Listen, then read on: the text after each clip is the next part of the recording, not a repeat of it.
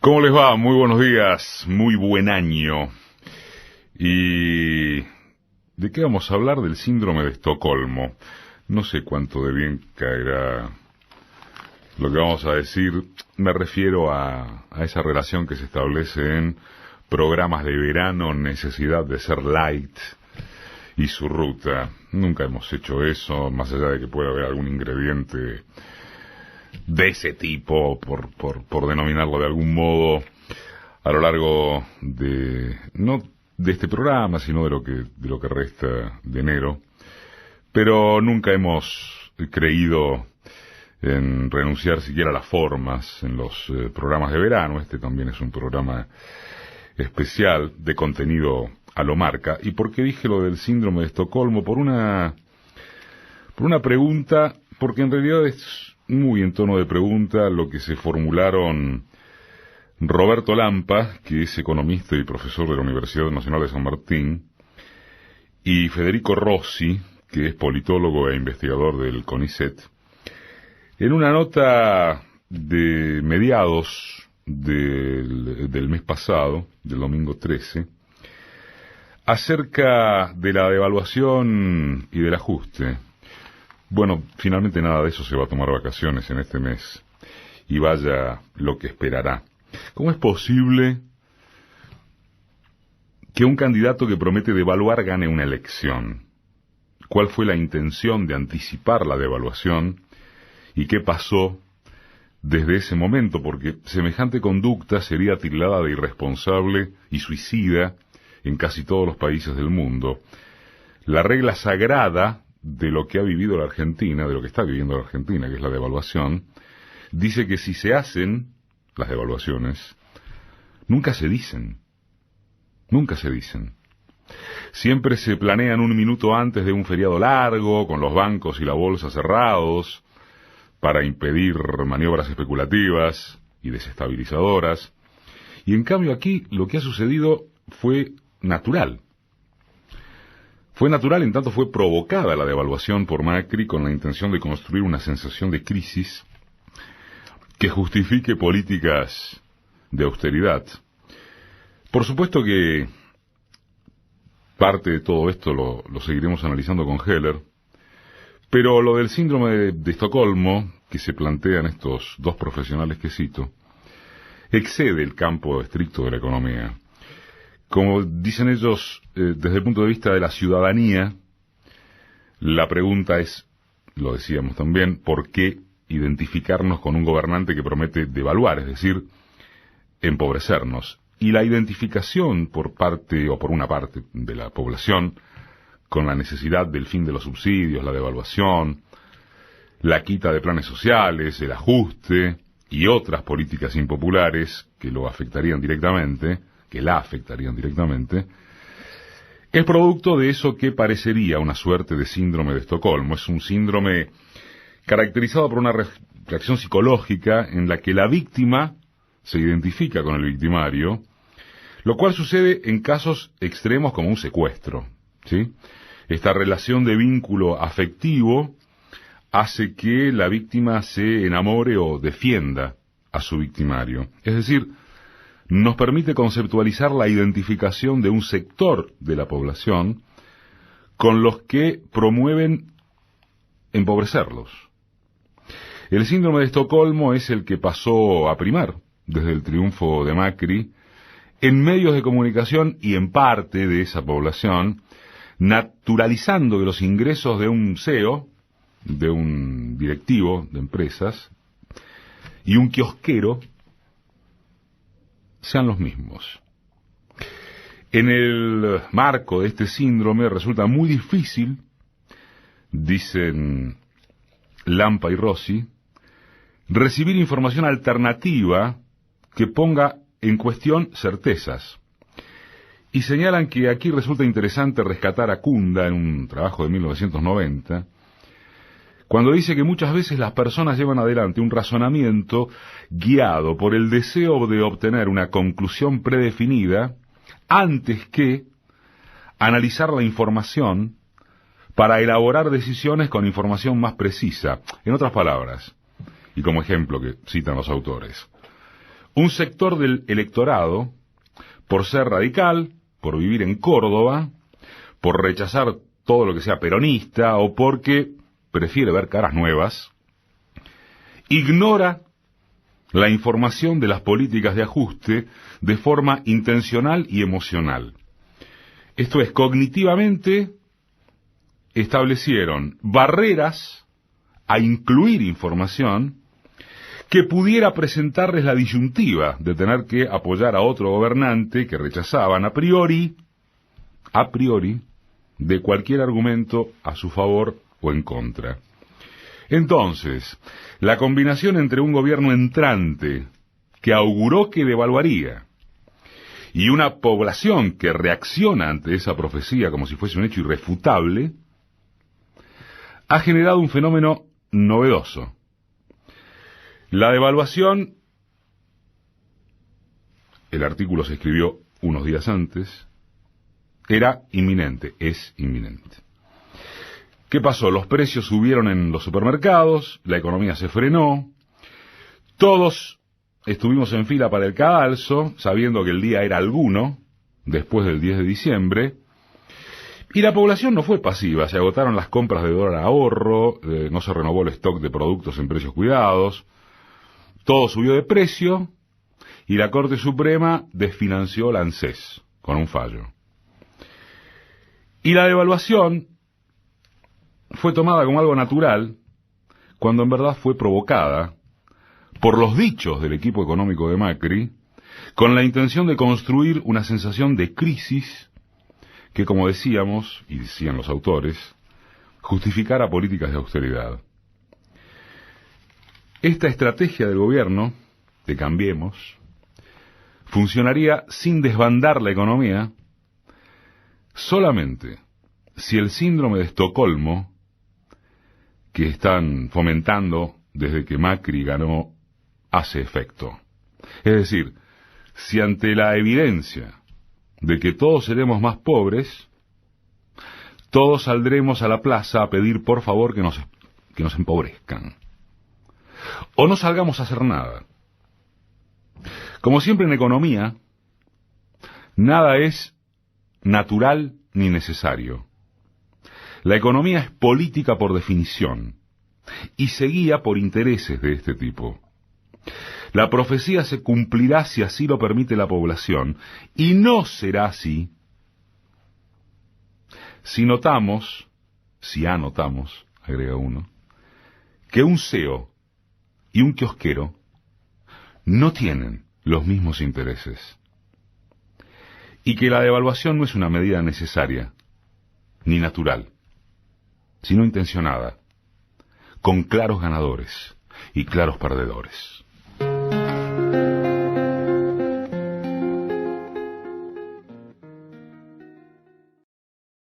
El fiscal de la Oficina de Enlace Legislativo de la Procuración General de la Nación está en piso. ¿Qué estás enlazando ahora?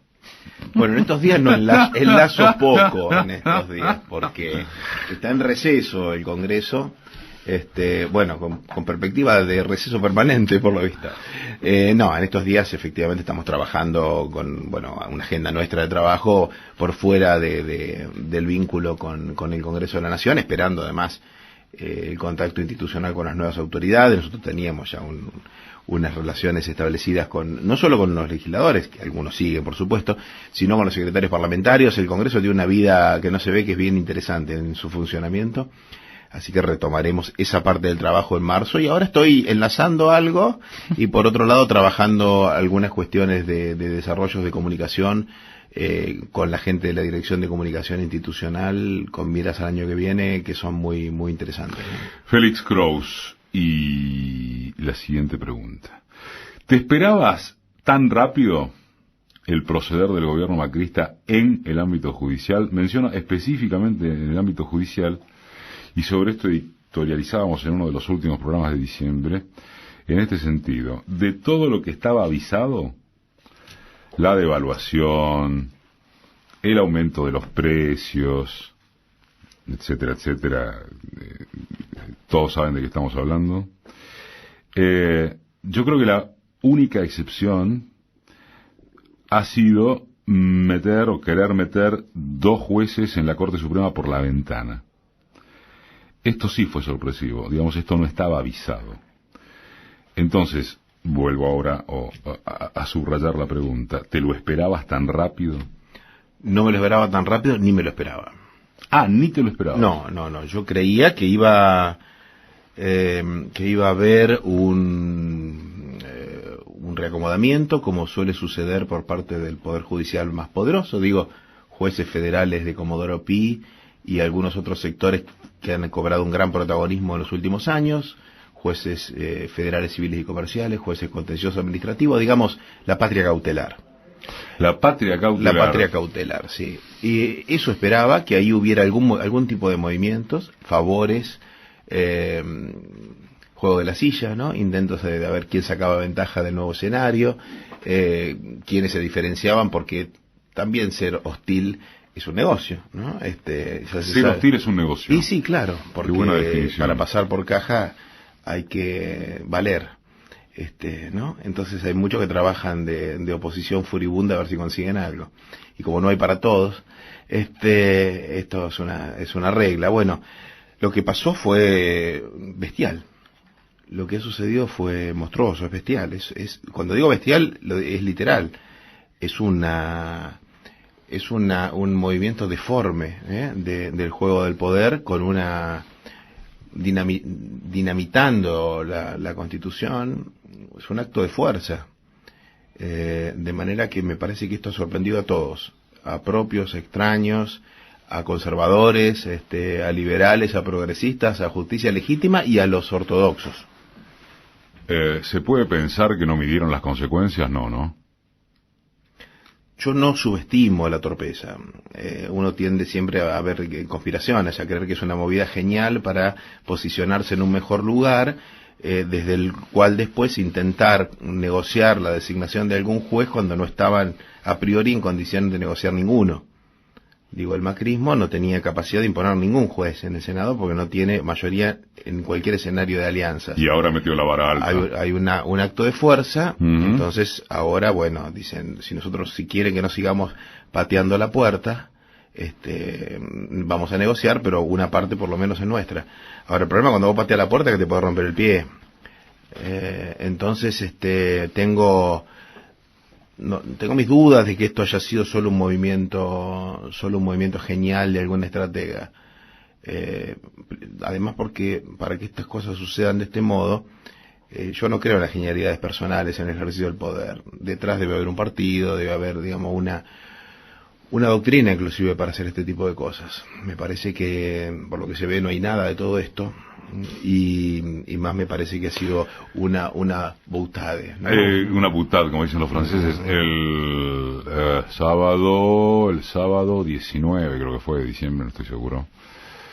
Graciana Peñafort decía, frente a otro episodio muy fuerte, que ha sido la virtual intervención de AFSCA, AFTIC, si queremos llamarle así para entendernos rápido, no es exactamente eso, sino que es meter al milico Aguad, meter un ministerio por encima de entes autárquicos, por favor, de manera que también estamos hablando de un escándalo desde el punto de vista judicial.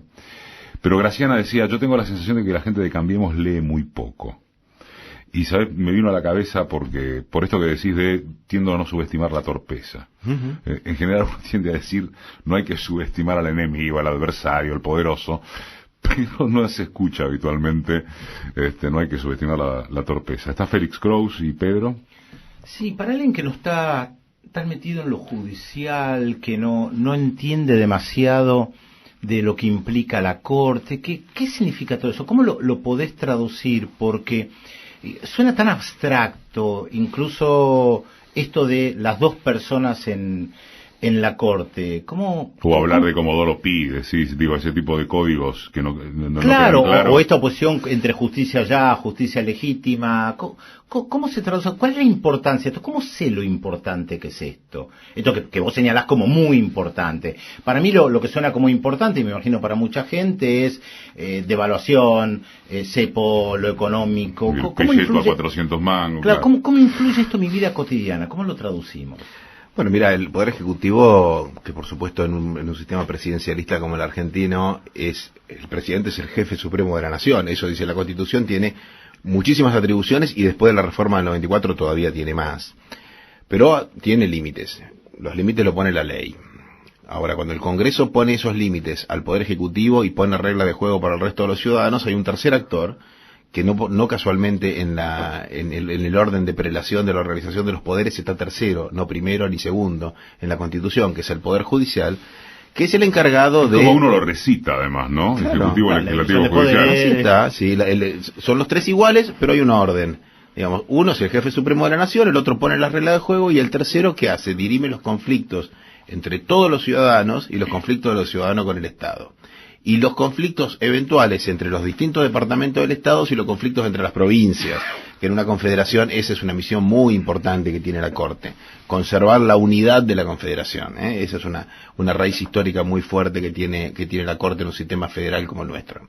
Ahora, en el sistema de control de constitucionalidad, que es que las leyes que dicta el Congreso se adecuen a la Constitución, esto es la Corte como guardián de la constitucionalidad, para que ese ejercicio no lo transforme como hoy se ha transformado en un verdadero poder con capacidad de veto sobre las decisiones políticas de los otros poderes del Estado, tiene que autolimitar el ejercicio de ese control de constitucionalidad, de ese ejercicio, digamos, de control de profilaxis de las normas a la mínima expresión. Esto lo dijo, no es que yo estoy haciendo mi lectura, lo dice la propia Corte desde el fondo de los tiempos.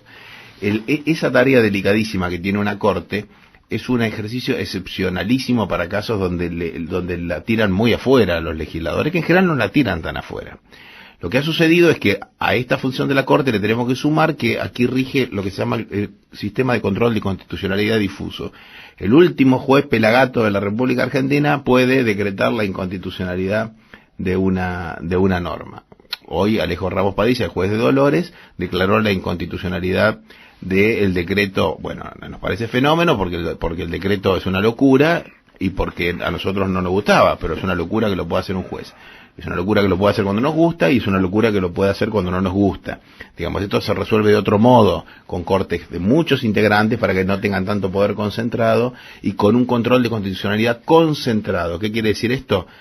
Una sala en especial o toda esa corte dice que esta ley vale o no vale y en muchos casos deroga la ley y se la manda al Congreso para que vuelva a establecer una ley nueva. Por eso cuando sorteamos el sistema de controles recíprocos de los poderes del Estado, nombrar a un juez es una cosa muy seria. Esto es lo que hace un juez de la Corte. De manera que pasa por el Senado. El Senado debe darle conformidad con una mayoría calificada de las 2/3 partes de los senadores que estén presentes. Y cuando rompemos esto, que es la garantía esencial para investir a una persona con tanto poder, es un acto de fuerza. Pero Félix, esa es la respuesta, digamos, técnica, claro, elemental de piso. Si Pedro me permite que lo interprete respecto de la pregunta que hizo en torno de, y esto a mí, de qué me va en la vida cotidiana, a mí se me ocurre, por ejemplo, subrayar la pregunta de él con, ¿por qué el macrismo está apurado en tener mayoría en la Corte? Claro, por ejemplo. O sea, ¿qué hay abajo del poncho?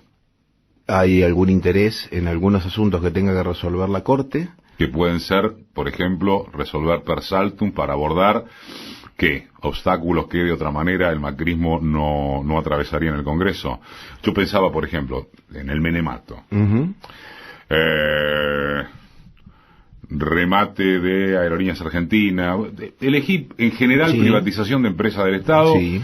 O lo que pudiera ser, suponete, vender ahora las acciones que quedaron en manos del Estado después de la reestatización del sistema jubilatorio. No digo que sean estos los casos, estoy poniendo emblemas de lo que estamos queriendo preguntar. Bueno, ¿qué pasa si todo eso no puede salir por el Congreso y esta derecha lo requiere de otra manera? ¿Qué necesita? Jueces tuyos. Bueno.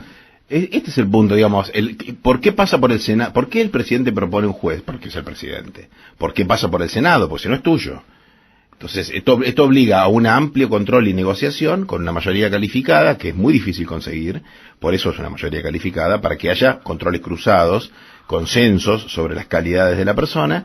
¿Y qué es lo que se hace? Se nombran jueces con distintas orientaciones. En la corte de Alfonsín, en la corte de Néstor Kirchner, en la corte de Estados Unidos, en las cortes de todos lados. No es que todos los jueces pasan por un proceso de esterilización y se transforman en seres inodoros, incoloros e insípidos. No.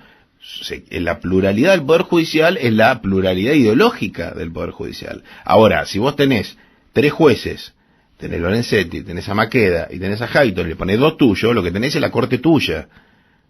Así de simple.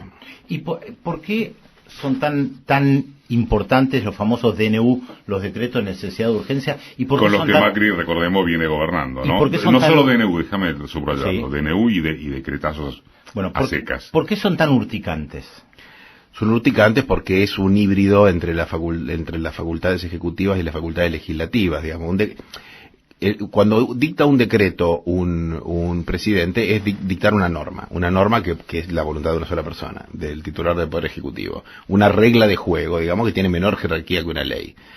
Cuando dicta un decreto de necesidad de urgencia, ¿por qué no dicta un decreto común? Porque precisamente avanza sobre facultades legislativas que en situaciones muy excepcionales la Constitución le habilita a dictar. Por eso también tiene que haber necesidad y debe haber urgencia.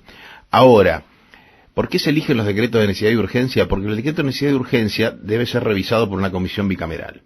La comisión bicameral de 8 senadores y de 8 diputados. Pero la habilitación, digamos, la ratificación de ese decreto de necesidad y urgencia exige que solo una de las 2 cámaras lo acepte, no lo rechace.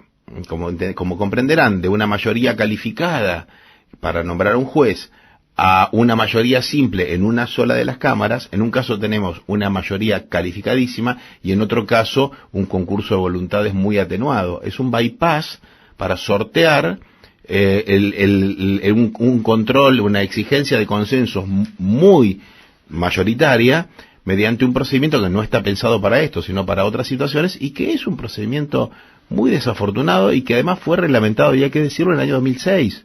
La ley, una ley de iniciativa de Cristina Fernández de Kirchner, sancionada, para sancionar la ley de DNU requería una mayoría especial. La Corte dice, el procedimiento se hace por ley de los DNU, con una mayoría calificada.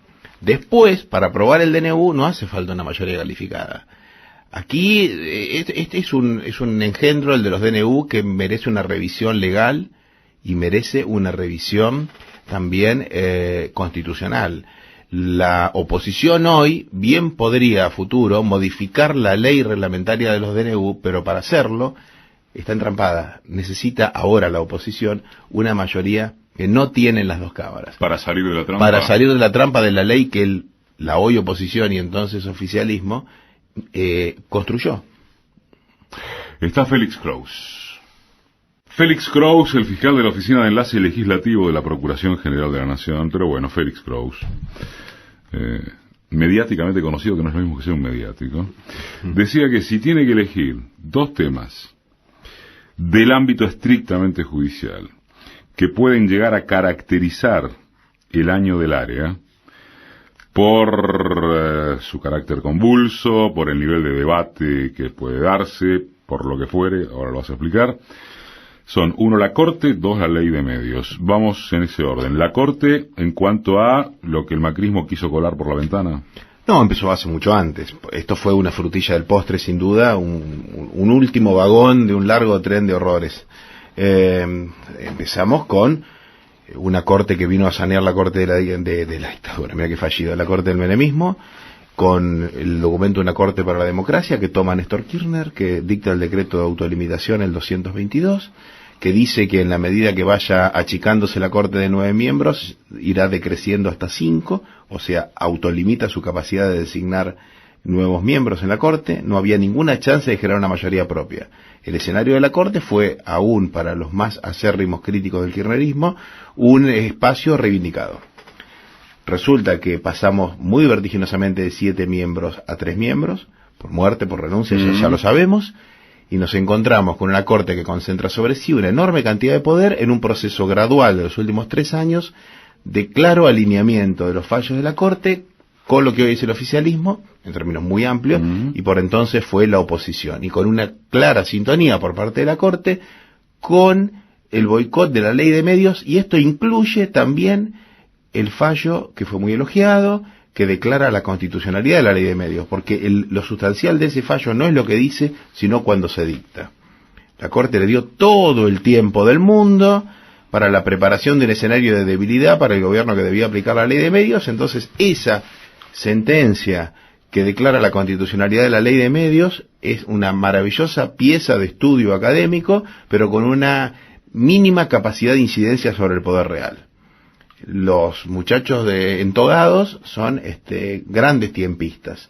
La cronoterapia que le atribuyen a Fait, digamos, como terapia para aplicarle a los expedientes, la terapia del tiempo es una humorada, es una ironía, pero es un elemento constitutivo de las mañas del sistema judicial. Ahora tenemos esto que tenemos, una corte con una presidencia de altísimo perfil, digamos, con un presidente de la Corte que saca un comunicado diciendo que resuelve asuntos por consenso con el presidente de la Nación relativos a la jura de un juez o de dos jueces que en realidad no son tal cosa porque han sido designados de un modo anómalo, con un juez de primera instancia que le dice a la Corte: usted en su función administrativa, yo en mi función judicial le impido que usted cumpla una función administrativa porque no le puede tomar juramento a estos jueces. ¿Qué va a hacer la Corte con eso?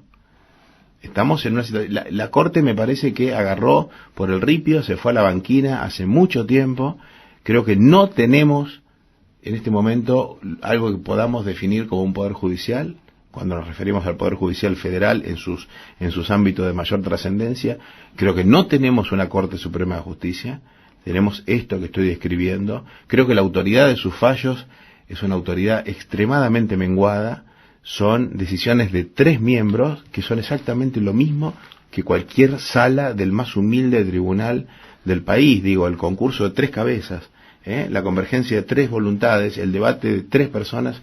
Eso no es una corte de justicia en ningún lugar del mundo. Ojo con ese argumento, pienso en cierta reacción inmediata que incluso a mí me provocó lo que estás diciendo, que es, bueno, justamente por eso Macri tenía la urgencia de agregarle por lo menos 2 miembros. ¿Se entiende? Sí, se entiende perfectamente.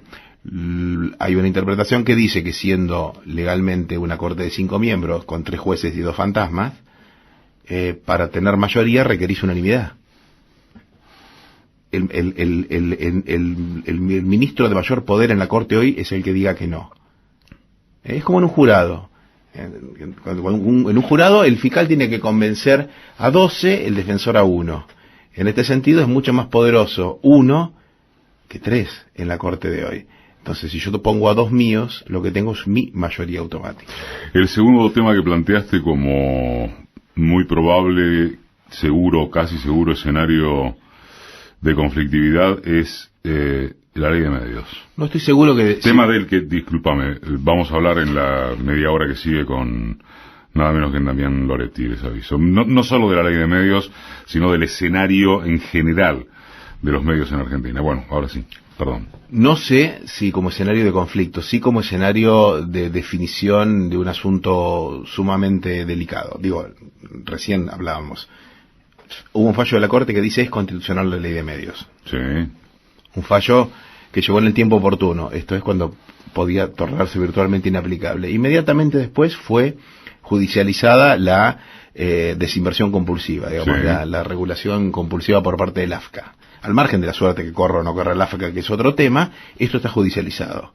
Y está con un manto de nitrógeno congelado por las cautelares perpetuas.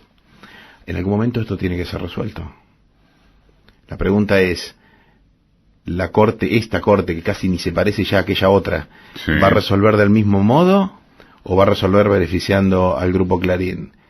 Estamos en un momento donde existe el riesgo de que la careta caiga estrepitosamente contra el piso. Y esto me parece que es un hito. Si uno te escucha, voy a decir literalmente, daría la sensación de que puede afirmar, yo no sé si esto lo puede decir un fiscal, yo después quiero cerrar con vos acerca de tu función y de lo que decís, de lo que te animás a decir, vos y otra gente, no tanto del ámbito de la justicia. Pero decía, literalmente da la sensación de que este muchacho, el presidente, puede llegar a chocar la calecita. Ojalá no la choque, porque en esta calecita estamos todos. Y él y los que conducen la calecita tienen la chance de bajar de antes que los demás. Y algunos no tienen la chance de bajarse nunca de la calecita. Félix Kraus. Una de esas preguntas, Félix, que es Kraus, que uno sabe que es representativa de mucha gente que escucha, cuando escucha a tipos como vos que son fiscales o jueces, como lo era por ejemplo Zaffaroni, a quien le hice la misma pregunta, tipos con responsabilidades en áreas de aquello que se supone está semblanteado, o que debe estar semblanteado, por esa aureola de independencia que no implica lo ideológico, vos lo aclaraste esto en un bloque de hace un rato, pero que debe regir al Poder Judicial. Cuando uno escucha a un juez, a un fiscal, expresarse tan libremente, y en tu caso tan críticamente, se pregunta, ¿están habilitados a hablar de todo? ¿Por qué estos tipos lo hacen y estos otros no? Esta es una de las novedades a su vez de estos años con la creación de justicia legítima, por ejemplo. Probablemente justicia legítima sea también consecuencia de la novedad de estos años. Digo, el proceso es par y paso, sí, va junto.